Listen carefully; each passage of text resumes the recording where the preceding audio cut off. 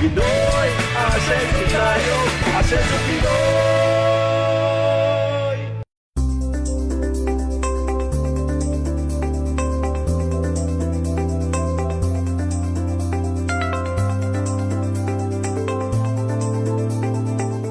In the hustle and bustle of Metro Manila, maraming Kapinoy natin ang suko na sa traffic.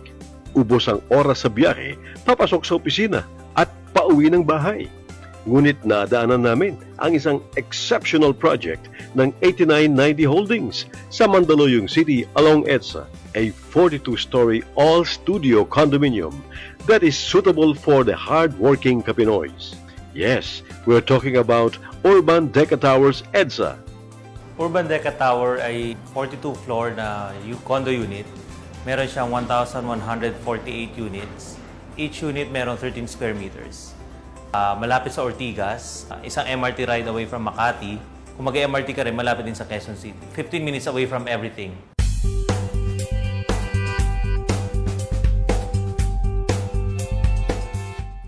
Bakit nga ba sa EDSA nagtayo ng Urban Deca Towers? Ang tinitingnan namin market is yung nagtatrabaho sa office pero nakatira sa malayo. Araw-araw, binibrave nila 2 hours ng traffic dito sa EDSA. So dito ka na lang sa Urban Deca Tower. Binabayad mo monthly amortization din na parang renta rin.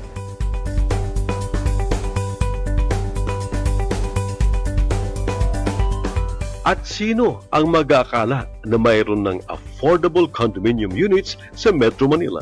Sa Urban Deca Tower, ang ino-offer namin is equity na kagad, makakalipat ka na at semi-furnished na. 10,000 pesos reservation fee na, and then yung equity namin na 60,000 naka-staggered into 6 months. Yung Urban Deca Tower EDSA pwedeng ipasok sa 3 financing institutions. Una is sa Pag-ibig.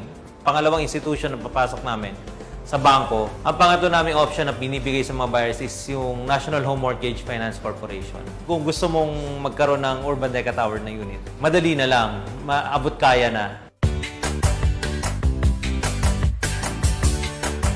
Mapapanatag pa ang loob mo dahil 24/7 security sa Urban Deca Towers EDSA. Meron kaming security guard dyan na 24/7.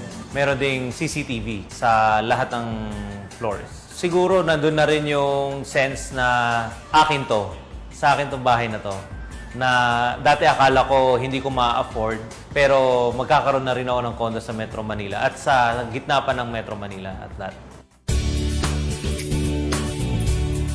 At para sa mga Kapinoy na nakabili na o bibili pa lang, narito ang dapat yung abangan kapag na-turn over na sa inyo ang inyong Urban Deca Tower unit. Ang amenities ng Urban Deca Tower ay magkakaroon ng mess hall or food court. Meron ding bar na nasa baba. Kung stress ka sa trabaho mo, pwede ka muna tumambay dun sa bar.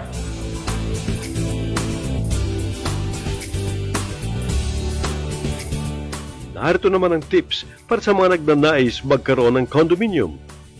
Unang kailangan mong tingnan, practical tip, is yung lokasyon. Pangalawang tingnan ninyo is yung reputasyon ng developer na titingnan ninyo. Kilalang-kilala kami bilang affordable mass housing. Kami yung number 1 na mass housing developer. So, yung reputasyon namin sa ibang branches namin speaks for itself.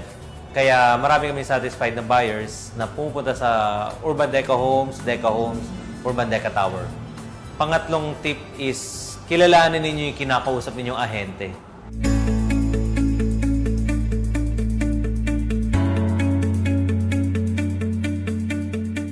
Bisitahin niyo po kami dito sa Sierra Madre, Corner EDSA. Makikita niyo po Urban Deca Tower. Kailangan niyo magmadali dahil 140 units na lang Urban Deca Tower EDSA. Ito na lang ang pinakamurang developer at magandang quality ng mga bahay na tino-turnover namin. Magiging proud ka sa tinitirahan mo na prime location pa.